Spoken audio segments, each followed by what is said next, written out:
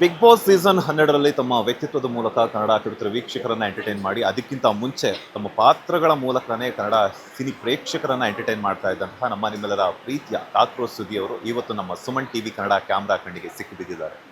So ಸಾಕಷ್ಟಿದೆ. Big boss ನಂತರ what next ಅನ್ನುವಂಥದ್ದಿತ್ತು. Live today ಸಿನಿಮಾದ ಮೂಲಕ ವಿಲನ್ ಆಗಿ ಆರ್ಭಟವನ್ನು ಮಾಡ್ತಾ ಇದ್ದಾರೆ. ಸೊ ಅವರ ವಿಲನ್ ಜರ್ನಿ ಹೇಗಿದೆ, ಏನೆಲ್ಲ ಪ್ರಾಜೆಕ್ಟ್ಗಳಲ್ಲಿ ಬ್ಯುಸಿ ಆಗಿದ್ದಾರೆ, ಸಿನಿಮಾ ಜೀವನ ಆಗಿರ್ಬೋದು, ಅವರ ಲೈಫ್ ಸ್ಟೈಲ್ ಹೇಗೆ ನಡೀತಾ ಇದೆ ಆಫ್ಟರ್ ಬಿಗ್ ಬಾಸ್, ಒಂದಷ್ಟು ವಿಚಾರಗಳನ್ನು ಮಾತನಾಡಿಸ್ತಾ ಹೋಗ್ತೀನಿ. ಮೊದಲನೇದಾಗಿ ನಮಸ್ತೆ ಆ್ಯಂಡ್ ಕಂಗ್ರ್ಯಾಚುಲೇಷನ್ಸ್, ಹೇಗಿದ್ದೀರಾ? ನಮಸ್ತೆ. Okay, congratulations. ಯಾಕೆ ಗೊತ್ತಾಗ್ಲಿಲ್ಲ? ವಿಲನ್ ಆಗಿದ್ದೀರಲ್ಲ. ತುಂಬಾ ವರ್ಷದಿಂದ ಇದೇ ಕೆಲಸ ಮಾಡ್ತಾ ಇದ್ದೀನಿ ನಾನು. ಆಫ್ಟರ್ ಬಿಗ್ ಬಾಸ್ ಅಲ್ಲ, ಸೊ ಇದು ಹೊಸ ಆಯಾಮ ಅಂತ. ಇಲ್ಲ, ಬಿಗ್ ಬಾಸ್ ಬಂದು 2ನೇ ದಿನದಿಂದಾನೇ ಒಂದು 5 ಸಿನಿಮಾ ಪೆಂಡಿಂಗ್ ಇತ್ತು. ಬಂದು 2 ದಿನ ರೆಸ್ಟ್ ಮಾಡಿದ್ದು ನಾನು. ಕಂಟಿನ್ಯೂಸ್ ಕೆಲಸ ಮಾಡಿದೆ ನಾನು. ಅದಕ್ಕೆ 5 ಸಿನಿಮಾ ಇತ್ತಲ್ಲ, ಅದಕ್ಕೆ ಕಂಗ್ರಾಟ್ಸ್ ಹೇಳಿದೆ. ಇಲ್ಲ, ಇನ್ನೂ ಜಾಸ್ತಿ ಇತ್ತು. ಅದು 5 ಅರ್ಜೆಂಟ್ ಇತ್ತು, ಅದನ್ನು ಮುಗಿಸ್ದೆ.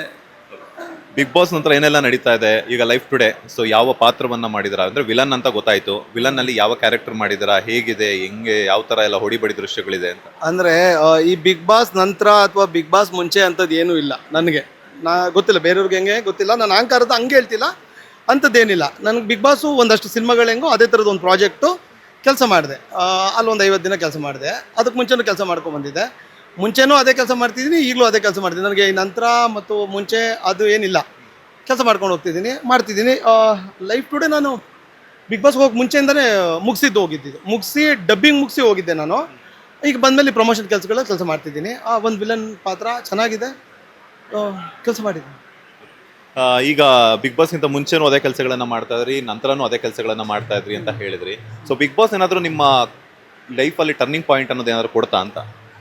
ಇಲ್ಲ ಸರ್, ನಾನು ಯಾವ ಕೆಲಸನೂ ಆ ಥರದ್ದು ಇದರಿಂದ ಏನೋ ಆಗೋಗುತ್ತೆ, ಜೀವನನೇ ಸೆಟ್ಲಾಗಿ ಹೋಗುತ್ತೆ, ಇದರಿಂದ ಇನ್ನು ಮುಗಿತಂದು ಆ ಥರದ್ದೇನಿಲ್ಲ ಸರ್. ಈಗ ನೀವು ಎಂಥ ಸೂಪರ್ ಹಿಟ್ ಸಿನಿಮಾ ಕೊಟ್ಟರು, ಈಗ KGF ಅಂತ ಅದ್ಭುತವಾದ ಸಿನಿಮಾ ಕೊಟ್ಟರು, ನೆಕ್ಸ್ಟ್ KGF 2 ಮಾಡಲೇಬೇಕು ನೀವು. KGF 2 ಅಂತ ಅದ್ಭುತ ಕೊಟ್ಟರು, ಟಾಕ್ಸಿಕ್ ಅಂತ ಮಾಡಲೇಬೇಕಲ್ವ. ಹಂಗೆ ಆ ಟೈಮ್ಗೆ ಆ ಸಿನಿಮಾ ಹೆಸರು ಇದು ಕೆಲಸ ತಂದು ಕೊಡುತ್ತೆ. ಮತ್ತು ಇನ್ನೊಂದು ಕೆಲಸ ಮಾಡಲೇಬೇಕು ನೀವು. ನೆಕ್ಸ್ಟ್ ಕೆಲಸ ಅದ್ರ ಮೇಲೆ ಇನ್ನೂ ಜಾಸ್ತಿ ಫೋಕಸ್ ಮಾಡಬೇಕು.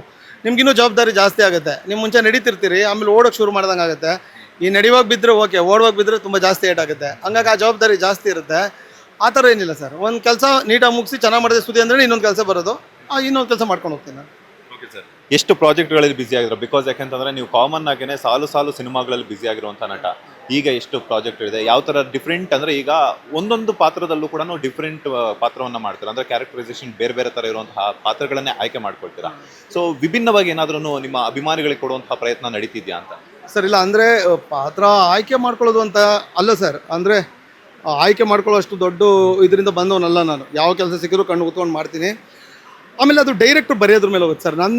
ನಮ್ದೇನಿರುತ್ತಲ್ಲ, ಅವರೆಲ್ಲ ಮಾಡಿರ್ತಾರೆ, ಸುದ್ದಿ ಈ ಥರದ್ದೇ ಮಾಡ್ಬೇಕು ನೀನು, ಹಿಂಗಿರುತ್ತೆ ಈ ಪಾತ್ರ ಅಂದಾಗ ಡೈರೆಕ್ಟ್ರು ಓಕೆ ಅನ್ನೋಂಗೆ ಮಾಡ್ತೀನಿ ಅಷ್ಟೇ. ಅದು ಮೇ ಬಿ ಬೇರೆ ಥರ ಇದ್ದರೆ ಅದು ಖುಷಿ ಇದೆ. ಜನ ಇಷ್ಟು ಪ್ರೀತಿಸಿದ್ದಾರೆ, ಇಲ್ಲಿವರೆಗೂ ಕರ್ಕೊಂಬಂದಿದ್ದಾರೆ, ಅದು ಖುಷಿ ಇದೆ ಸರ್. ನಂದೇನಿಲ್ಲ ಸರ್, ಡೈರೆಕ್ಟ್ರುಗಳೆಲ್ಲ ಅವರು ಏನು ಹೇಳ್ತಾರೋ ಅದು ಮಾಡಿದ್ದೀನಿ ಅಷ್ಟೇ. ಎಷ್ಟು ಸಿನಿಮಾಗಳು ನಿಮ್ಮ ಕೈಯಲ್ಲಿದೆ ಅಂತ? ಸರ್ ಕೆಲಸ ಮಾಡ್ತೀನಿ ಸರ್. ಈಗ ರಿಲೀಸ್ಗೆ ಒಂದು 6-7 ಸಿನಿಮಾ ಮೇಲಿದೆ. ಈಗ ಅದೇ ಬ್ಯಾಲೆನ್ಸ್ ಇರೋ ಕೆಲಸಗಳೇ ಒಂದು 10-12 ಸಿನಿಮಾಗಳಿದೆ ಸರ್. ಈಗ ಜೂನಿಂದ ಇನ್ನೊಂದು 2 ಸಿನಿಮಾಗಳು ಹೊಸದಾಗಿ ಶುರು ಆಗ್ತಿದೆ, ಕೆಲಸ ಮಾಡ್ತೀನಿ ಸರ್.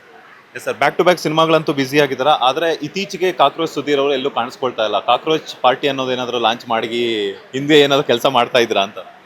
ಇಲ್ಲ ಸರ್, ನಾನು ಮುಂಚೆನೂ ಹಂಗೆ ಸುಮ್ಮನೆ ಯಾವತ್ತೂ ಎಲ್ಲೂ ಕಾಣಿಸ್ಕೊಂಡಿಲ್ಲ ಸರ್. ನಾನು ಬಂದಿಲ್ಲ, ನಿಮ್ಗಳಿಗೆ ಗೊತ್ತು. ನಾನು ಆ ಸಿನಿಮಾ ಕೆಲಸ ಮಾಡಿದರೆ ಆ ಸಿನಿಮಾ ಪ್ರಮೋಷನ್ ಬರಲೇಬೇಕು, ಅದು ನಮ್ಮ ಧರ್ಮ.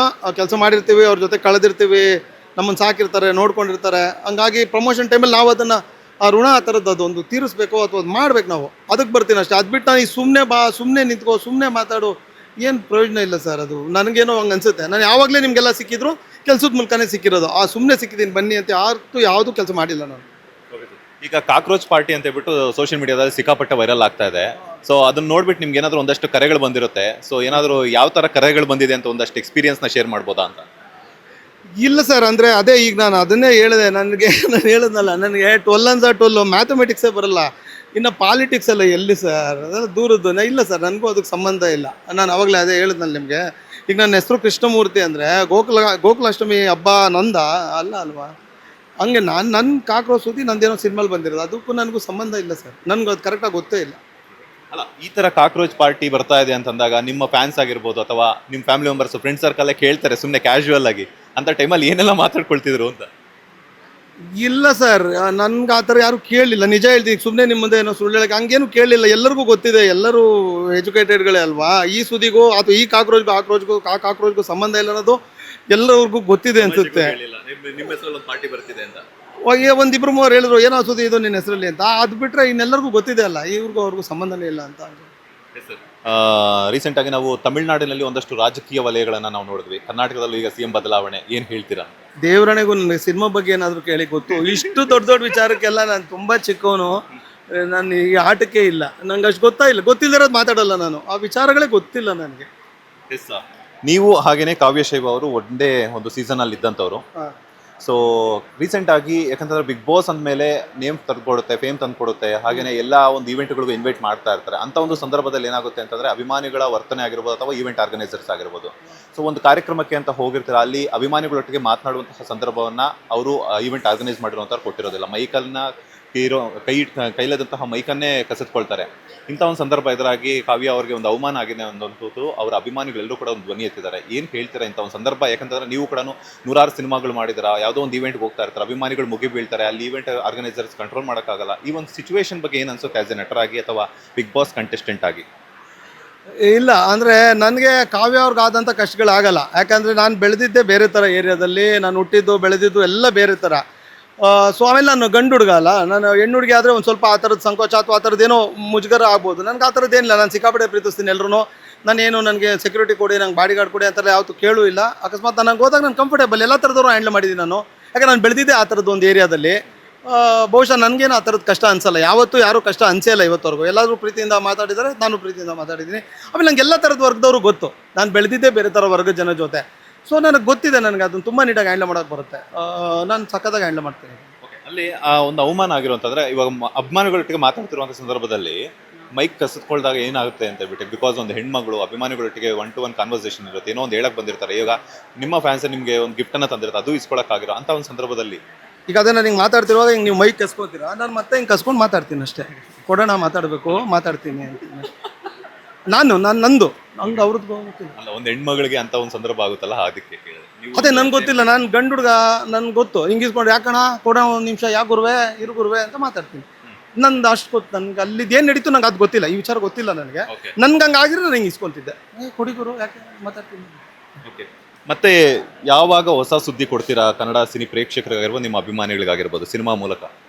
ಹಂಗೇನಿಲ್ಲ, ನಾನು ನಿರಂತರವಾಗಿ ಕೆಲಸ ಮಾಡ್ತಾ ಇರ್ತೀನಿ. ನೋಡಿ, ಈಗ ಈ ಸಿನಿಮಾ ರಿಲೀಸ್ ಆದರೆ ಅದೊಂಥರ ಖುಷಿನೇ, ಅದೊಂದು ಸುದ್ದಿನೇ. ಇದ್ಬಿಟ್ಟು ಇನ್ನೂ ಒಂದು ಲೈನಪ್ಪಲ್ಲಿ 2-3 ಸಿನಿಮಾಗಳಿದೆ, ಅದ್ರ ಬಗ್ಗೆ ಇಲ್ಲಿ ಮಾತಾಡೋದು ಬೇಡ, ಆ ಸಿನಿಮಾಗೆ ಬಂದಾಗ ಮಾತಾಡ್ತೀನಿ. ರಿಲೀಸ್ ಆಗೋವೆಲ್ಲ ಖುಷಿನೇ. ಯಾವುದಾದ್ರೂ ಇದುವರೆಗೂ ಯಾರು ಊಹಿಸ್ಕೊಳ್ದಿರೋಂಥ ಪಾತ್ರದ ಮೂಲಕ ಏನಾದರೂ ಎಂಟ್ರಿ ಕೊಡುವಂಥ ಸಾಧ್ಯತೆ ಇದೆಯಾ? ಇಲ್ಲ ಅಣ್ಣ, ಊಹೆ ಮಾಡಿದ್ರೇ ಪಾತ್ರ. ಊಹೆ ಮಾಡದೆ ಹೆಂಗಣ ಊಹಿಸ್ಕೊಳ್ಳೋದಿರೋ ಪಾತ್ರ ಮಾಡೋಕ್ಕಾಗುತ್ತೆ? ಯಾರೊಬ್ರು ಊಹೆ ಮಾಡಿದ್ಮೇಲೆ ಪಾತ್ರ ಆಗೋದು. ಊಹೆ ಮಾಡಿದಂಥ ಪಾತ್ರಗಳೇ, ಅದನ್ನು ನೀಟಾಗಿ ಕೆಲಸ ಮಾಡಬೇಕು ಅಷ್ಟೇ. ಫೈನಲ್ ಆಗಿ ನಿಮ್ಮ ಅಭಿಮಾನಿಗಳಿಗೆ, ಕರ್ನಾಟಕ ಜನತೆಗೆ ಏನು ಹೇಳ್ತೀರಾ? ಕನ್ನಡ ಸಿನಿಮಾ ನೋಡಿ, ಕನ್ನಡ ಸಿನಿಮಾ ಬೆಳೆಸಿ, ಕನ್ನಡ ನಟರನ್ನ ಬೆಳೆಸಿ. ಇಲ್ಲಿವರೆಗೂ ಬೆಳೆಸಿದ್ದೀರಿ, ನೋಡ್ಕೊಂಡು ಬಂದಿದ್ದೀರಿ, ಹೀಗೆ ನಮ್ಮ ಕೈ ಹಿಡೀರಿ, ನೀವಿದ್ರೆ ನಾವು. ಥ್ಯಾಂಕ್ ಯು ಸರ್, ಒಳ್ಳೆಯದಾಗಲಿ, ಆಲ್ ದ ಬೆಸ್ಟ್. ಇದಾಗಿತ್ತು ಕಾಕ್ರೋಚ್ ಸುದ್ದಿಯವರ ಮಾತು. ಕ್ಯಾಮರಾ ಪರ್ಸನ್ ಉದಯ್ ಜೊತೆ ಮಂಜುನಾಥ್ ಶ್ರೀನಿವಾಸ್, ಸುಮನ್ ಟಿವಿ ಕನ್ನಡ, ಬೆಂಗಳೂರು.